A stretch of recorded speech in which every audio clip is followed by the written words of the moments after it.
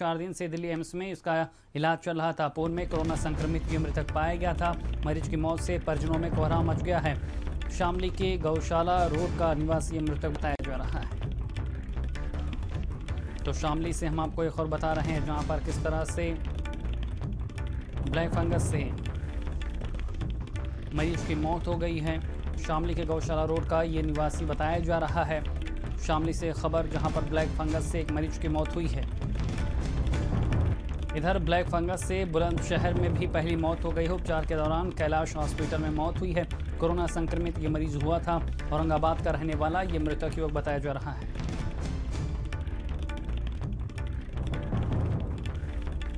तो शामली और बुलंदशहर की खबर हम आपको बता रहे हैं जहां पर किस तरह से मरीजों की मौत हुई है। इधर लखनऊ की बात कर ले तो फंगस के इंजेक्शनों की मांग बढ़ी है।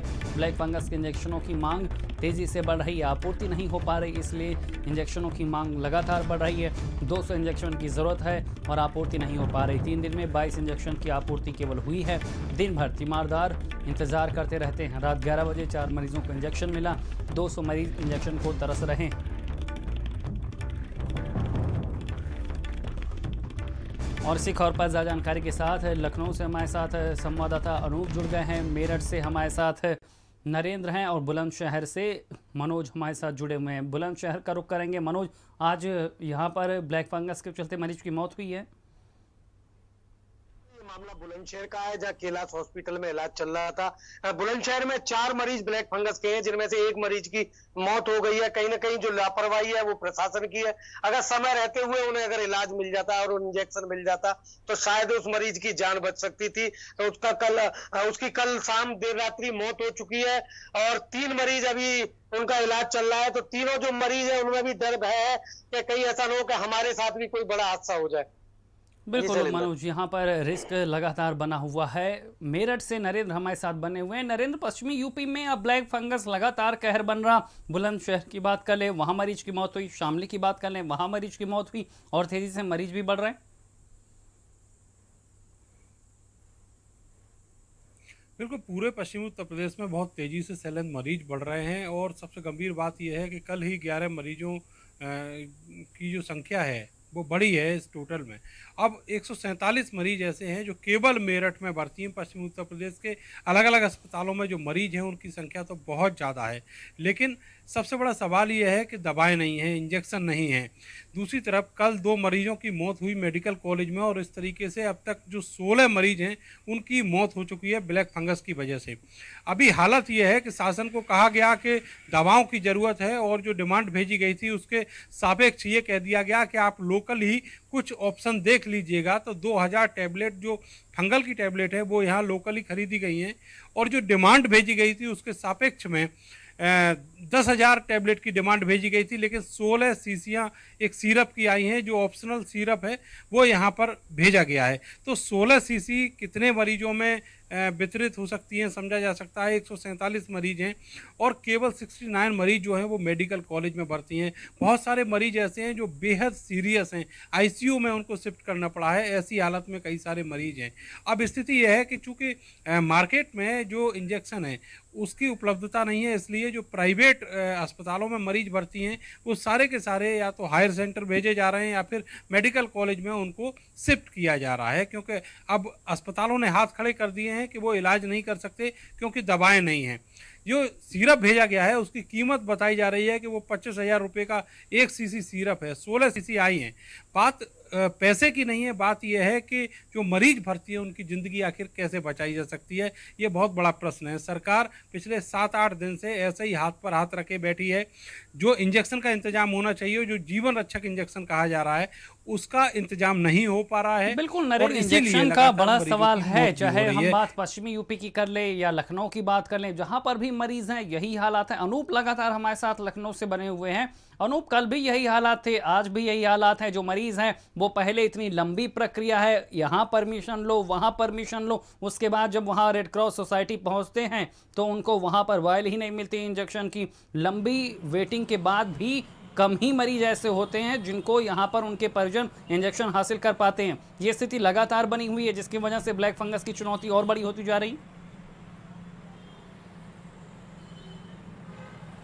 देखिए सैलेन, बिल्कुल है, जो ब्लैक फंगस के मरीज हैं उनकी संख्या में लगातार इजाफा हो रहा है। किंग जॉर्ज मेडिकल यूनिवर्सिटी में 170 जो मरीज हैं अब तक, वो जो है ब्लैक फंगस के भर्ती हैं, जिनका इलाज किया जा रहा है। 24 घंटे की बात करें तो 21 मरीज जो है वो एडमिट कराए गए थे, जिसमें से 4 लोग की जो है मौत भी हो गई ब्लैक फंगस के चलते। इस दूसरी तरफ अगर हम बात करें तो जो उपयोगी इंजेक्शन है वो लोगों को मुहैया नहीं हो पा रहा है। लगातार रेड क्रॉस सोसाइटी के बाहर जो मरीज हैं, उनके जो तीमारदार हैं, वो इंजेक्शन के लिए लगातार जो है घंटों घंटों खड़े हुए हैं, लेकिन वहां पर कोई बताने वाला नहीं है कि आखिर इंजेक्शन जो है कैसे उनको मिल पाएगा। जैसे कि कोविड कमांड सेंटर की जो व्यवस्था थी, सेम वही पोजीशन जो है इस समय जो है हो गई है, और लोग जो है बेहाल हैं, क्योंकि सीएमओ ऑफिस जाते हैं, वहां से जो है लेटर लेकर के आते हैं। लेटर लेकर के जैसे रेड क्रॉस सोसाइटी पहुंचते हैं तो वहां पर उनको ये उम्मीद होती है कि जो इंजेक्शन है वो तत्काल मिल पाएगा, लेकिन आप समझिए कि महज जो है 4 दिनों में जो है, आप समझिए कि मात्र जो है कुछ ही लोगों को इंजेक्शन मिल पाया है, जिसके चलते आप समझ सकते हैं कि जो मरीज एडमिट है हॉस्पिटल में, उनकी जो जान है वो लगातार जो है खतरे की तरफ बढ़ रही है।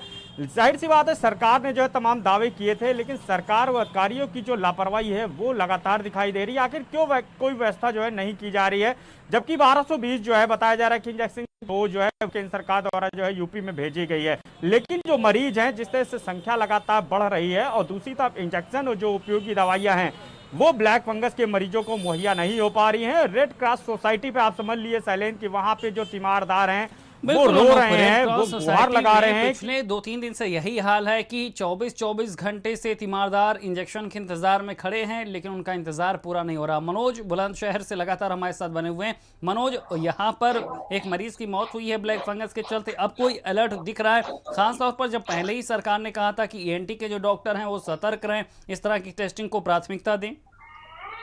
जी, पहले भी यहाँ पहले लोग सिलेंडर की लाइन में लगे हुए थे, अब इंजेक्शन की लाइन में लगे हुए। बुलंदशहर प्रशासन पर अभी तक कोई भी व्यवस्था ऐसी नहीं हुई है कि इंजेक्शन या दवा उन्हें मरीजों को मिल सके।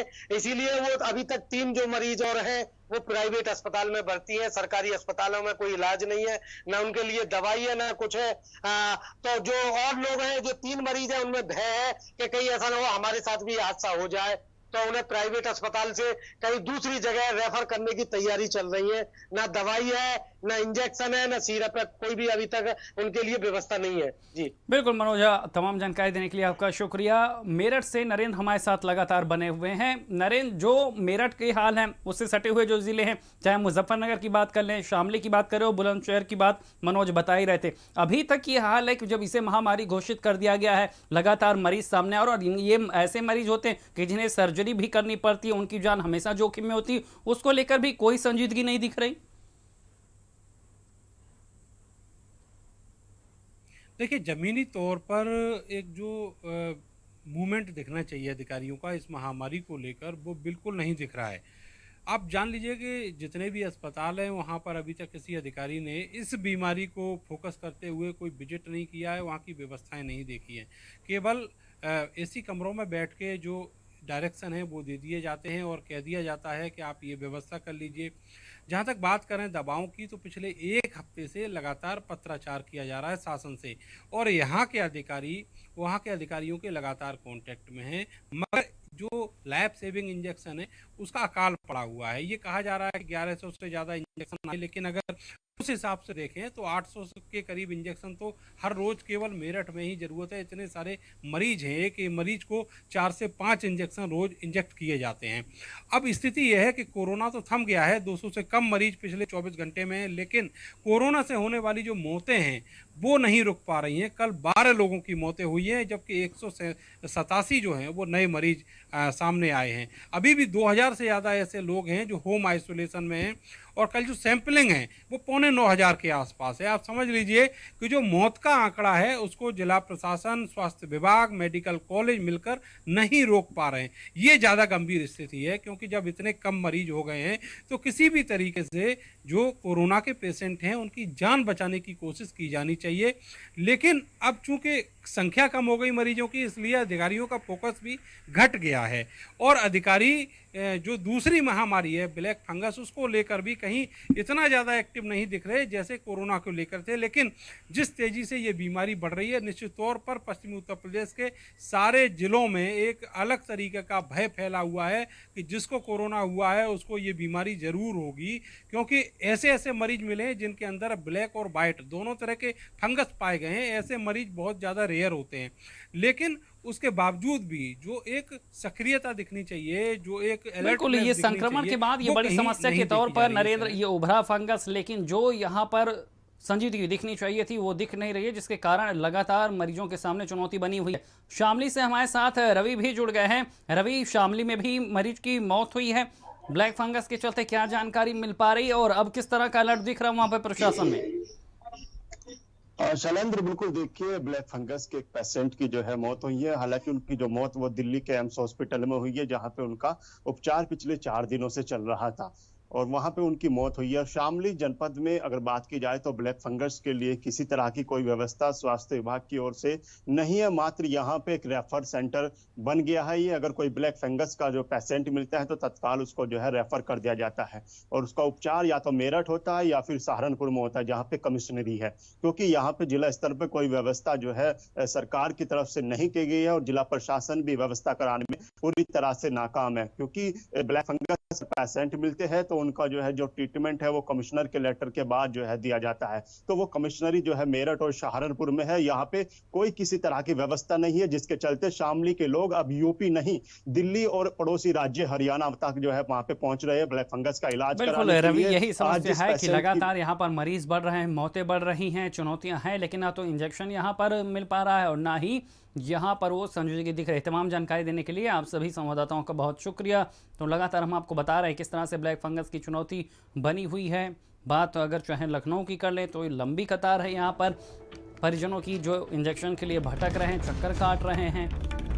लखनऊ से हम आपको एक खबर बता रहे हैं जहां पर ब्लैक फंगस के मरीजों को राहत नहीं मिली है। 200 इंजेक्शन की ज़रूरत है और सिर्फ 22 मिले हैं। 22 इंजेक्शन से सिर्फ 3 मरीजों को राहत मिली है।